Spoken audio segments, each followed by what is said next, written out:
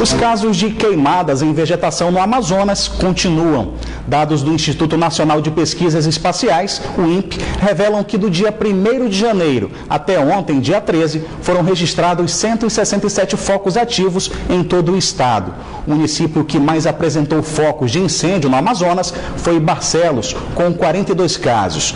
Com esse número, Barcelos se torna a 6ª cidade do Brasil com o maior número de focos de calor. No ano passado, o número de queimadas no Amazonas bateu o recorde dos últimos 17 anos, período em que o INPE faz esse tipo de acompanhamento.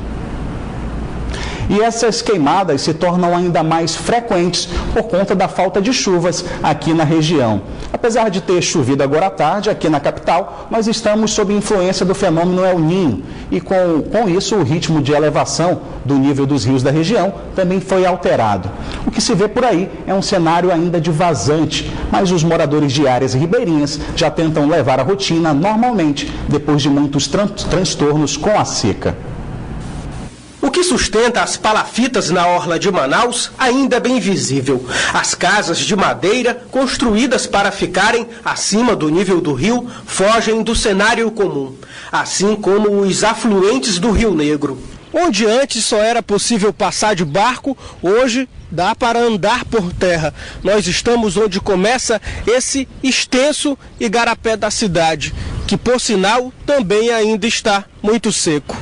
Elvis aproveita o espaço para construir o barco, que em breve vai poder navegar. Quando enche, nós já está dentro d'água, não tem preocupação de estar com transporte. A situação atual do Rio Negro é acompanhada por seu Valderino, que há cerca de 30 anos faz a medição do ciclo do rio no porto da capital amazonense.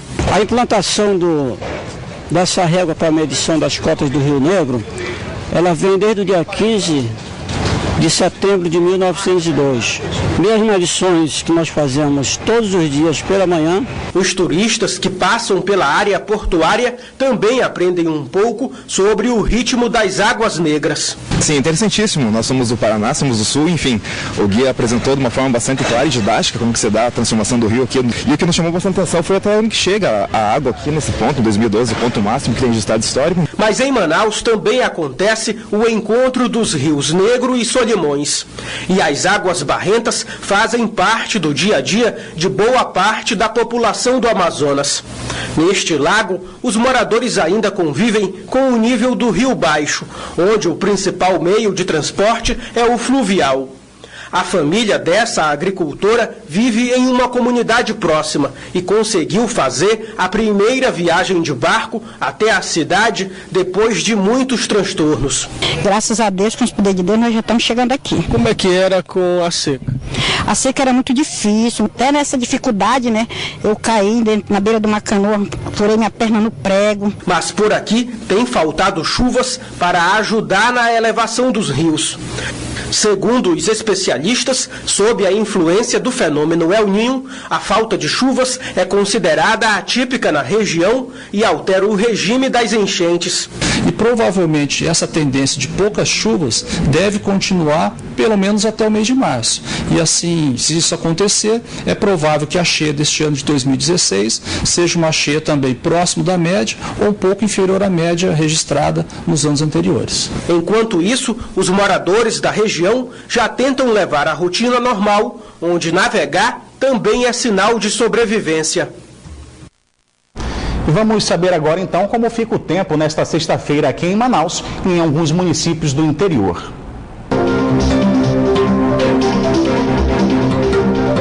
Em Manaus, a previsão é de muitas nuvens com pouca chuva. As temperaturas mínima de 27 e máxima de 35 graus. A mesma previsão para o município de Tefé. As temperaturas variam entre 26 e 31 graus. Em Eirunepé, o sol aparece entre nuvens. Temperaturas mínima 25 e máxima 34 graus. Em Urucará, o tempo fica encoberto com chuva fraca. As temperaturas ficam entre 27 e 36 graus. A equipe da Delegacia Especializada em Roubos e Furtos de Veículos apresentou hoje 2 homens acusados de receptação e adulteração de carros roubados. De acordo com a polícia, o mecânico Diorley dos Santos Souza, de 29 anos, usava uma oficina para desmontar e revender peças de veículos roubados. Ele foi preso nesta quarta-feira na comunidade Nobre, na zona norte de Manaus. Diorley já foi preso no ano passado pelo mesmo crime. Ele foi flagranteado em julho do ano passado, porque ele tinha botado as peças de um veículo roubado num carro de um cliente. E aí o cliente percebeu que o carro não estava funcionando direito, denunciou ele, os policiais foram lá e prenderam ele flagrante por estelionato e por adulteração, no caso, foi de um motor que ele usou nesse outro veículo. Daniel Silva dos Santos, de 28 anos, que também é mecânico, foi preso com todo este material. Ele é acusado de extraviar documentos do Detran e deixar veículos em condições de venda. O Daniel, ele comprava principalmente motos roubadas por cerca de R$800 e depois remarcava o chassi e esquentava o documento. Com esses documentos extraviados do Detran, entendeu? Ele preenchia com base na identificação e da remarcação do chassi e vendia por cerca de R$2.500. Daniel foi autuado em flagrante por falsificação de documentos e indiciado por adulteração de veículos. Os dois casos ainda não foram fechados e as investigações da polícia continuam. Agora, atenção motoristas. O Manaus Trans instalou esta manhã um novo semáforo em um cruzamento na Avenida Codajás, no bairro do Petrópolis, na zona sul de Manaus. De acordo com o Manaus Trans, as mudanças visam melhorar o tráfego e, sobretudo, garantir um trânsito mais seguro para os motoristas e pedestres. A necessidade ocorreu exatamente por esse grande volume. Nós temos aqui um polo gerador de tráfego, que é o colégio da Polícia Militar. Então a gente resolveu implantar exatamente antes do início das aulas, exatamente para que com o retorno das aulas a demanda a gente sabe que vai aumentar e aí essa sinalização já esteja consolidada. A partir de agora, o motorista que passar pelo local deve ficar atento às mudanças. Os condutores que trafegam, por exemplo, trafegando pela Codajás, vindo ali do PAN, à esquerda na Marques da Silveira, ele não poderá mais fazer. Então, qual seria a solução? A solução é ele pegar a direita, a rua que margeia o Igarapé da Cachoeirinha, que é a Marques da Silveira, e fazer o giro de quadra. Então, ele vai pegar a Marques da Silveira e pegar a Avenida Parintins, onde tem a ponte, ele consegue retornar pela Marques da Silveira e vir em direção ao São Francisco. Uma operação realizada pelo Detran na madrugada desta quinta-feira apreendeu cerca de 70 veículos, entre carros e motos. Eles eram suspeitos de praticarem rachas na Avenida Lourenço Braga, na zona sul de Manaus. De acordo com as informações do órgão, a ação foi em resposta a denúncias de moradores que viram a movimentação de veículos lá na área. A operação começou às 11 horas da noite de ontem e seguiu até às 9 horas da manhã de hoje. Os veículos apreendidos foram encaminhados ao parqueamento do Detran. Foi lançado agora à tarde o calendário de competições da Associação Manauara de Tênis. E a primeira competição oficial, a Copa Norte de Tênis, a primeira edição, já começa no dia 11 do mês que vem. Serão 15 competições durante todo este ano e os atletas do tênis já podem marcar na agenda porque no próximo mês começam as partidas da primeira edição da Copa Norte de Tênis. Nossa preocupação foi esse planejamento para que nós consigamos fazer com nossos atletas que vêm de fora se programassem. Então agora no dia 11 de fevereiro nós temos a abertura do calendário da Associação Manauara de Tênis para que todo mundo possa se programar para que em dezembro nós temos os melhores jogadores.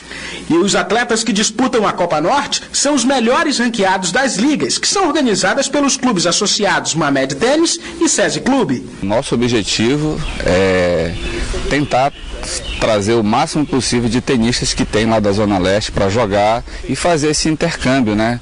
Porque fazendo esse intercâmbio, a gente vai estar como se a gente estivesse fazendo uma nova grande família, né? Durante este primeiro semestre serão realizadas 5 Copa Tênis e, claro, os melhores momentos você assiste na tela da Band.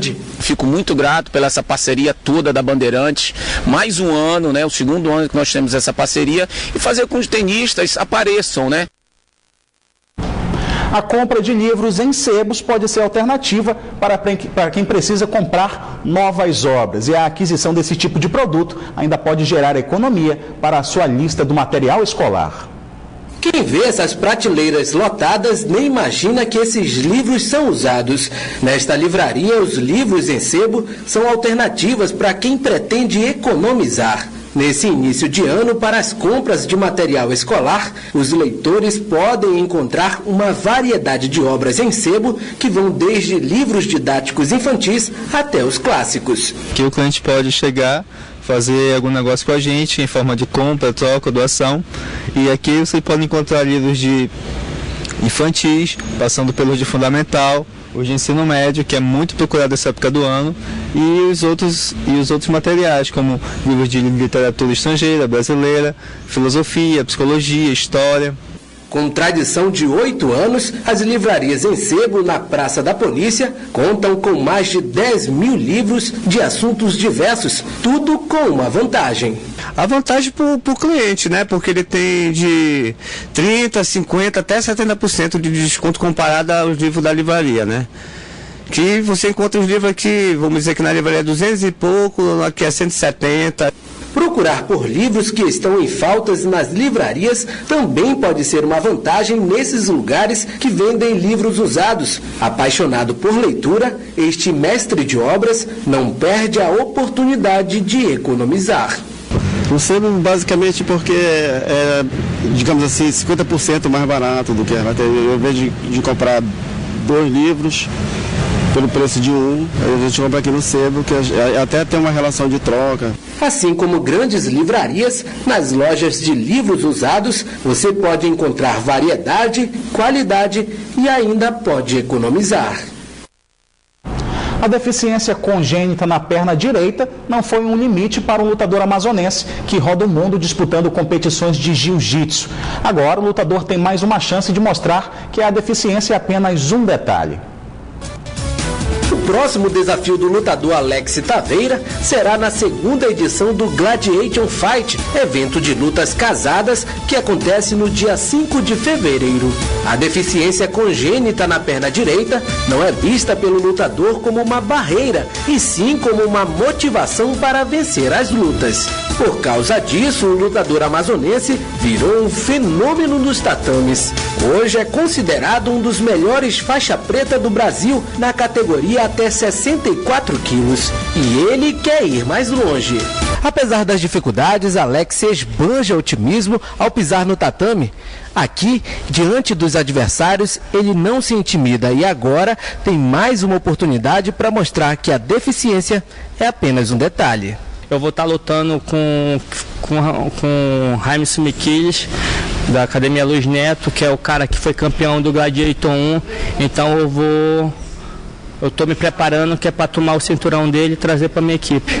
O Alex é um especialista em jiu-jitsu, um cara craque realmente, posso dizer, do jiu-jitsu, um cara que se adaptou muito ao jiu-jitsu. Eu tenho certeza que para ele não tem mais essa de dificuldade, não. Nas últimas façanhas de Alex Taveira, ele trouxe 2 títulos. E se depender do esforço e dedicação desse lutador, brevemente a academia vai receber um novo cinturão.